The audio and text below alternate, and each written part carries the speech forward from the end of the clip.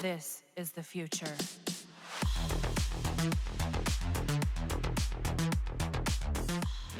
I know some of you were not satisfied with the new war content, as it doesn't have the same rewards as what we have on the content island, which are the open world aspects of Warframe. Others may not like how the story of the new war progressed, but still, the new war update brought some good stuff. It has made farming easier for new players, which we will discuss in a separate video, and it has brought some of the most unique weapons in the game right now. Just by completing the new war quest alone, you will get access to some of the most amazing weapons in the game right now. We have discussed the first one, which is the crazy red crit sentient bow, called Nataruk, and now, let's discuss another one, but this time, we will be turning our attention to a melee weapon called Rumblejack. But before we get into the nitty-gritty details of this new dagger, I would like to say that do stick until the end, since I will be announcing the winners of the Harrow Prime Access and how you can claim it.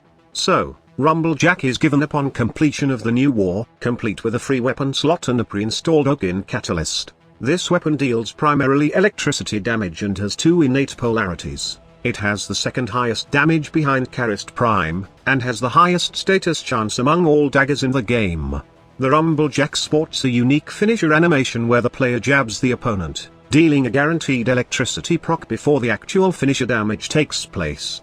The electricity proc cannot be converted to a secondary damage type. This animation will play even on Moes and chargers, along with any enemy that uses their animations. Now, we would be talking about how awesome the finisher attack is of the Rumblejack, but in this case, we are not. At first, I was preparing to build a finisher mod setup for the Rumblejack, hoping that the electric proc will scatter into the enemies during the finisher animation, and will deal decent damage. Then, I can combo this with more damage using Ash Fatal Teleport or Excalibur's Radiant Finish. However, this might now happen due to how mediocre this mechanic is on this melee weapon. Even if you group enemies together with something like Ensnare, you wouldn't see any awesome damage from its finisher mechanic that procs innate electricity. The weapon is not bad, mind you, it's just, its unique mechanic sucks. But let's get past that, as we can still make the Rumblejack an absolute beast with just one former, and hell, you can even do it without the need of any former. All you need to do is max rank the weapon and slap the necessary mods. But in my case, I choose to have one former for this weapon so I can insert all the necessary mods. So, the main idea of this build is replicating what we saw from the Proboscis Sinnohs, wherein we apply both viral and electric proc. For those who don't know, viral works well with electricity, especially against heavily armored units that are tightly grouped together. The viral status gives out more damage to their health, while electricity ramps faster when you are hitting those targets that are grouped together. In just a few seconds, you will see them melt instantly.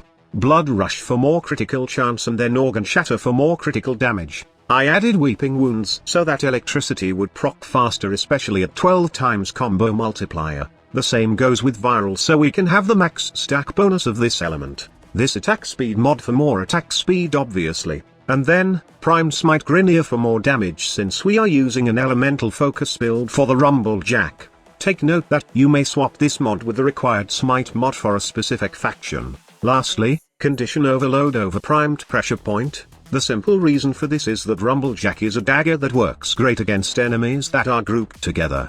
And yes, we will be using Helminth builds for this one, like the Ensnare Loki that you have seen earlier in this video. Viral and electricity work better when enemies are tightly close to each other, and you can easily prime them with weapons such as the Cedo. By the way, if you happen to want a setup like this, then I advise that you go with gas and magnetic on your Cedo, since you already have viral in your Rumblejack. Also, it's best that you equip both primary and secondary so you can max use of the dexterity weapon Arcane to maintain a 12 times combo counter. After that, all you need to do is group enemies with Ensnare, prime them with Cedo, then kill them with Rumblejack. You will know that a weapon is powerful when it easily strikes down acolytes in steel path levels and dismantle high-level units without the need of a mean max build. In fact, almost all melee weapons can do this. The only fun part of Rumblejack is it has innate electricity, which makes it so damn good seeing enemies electrocuted and melted by the said procs. Think of this as a melee weapon that can do the usual thing, but with style.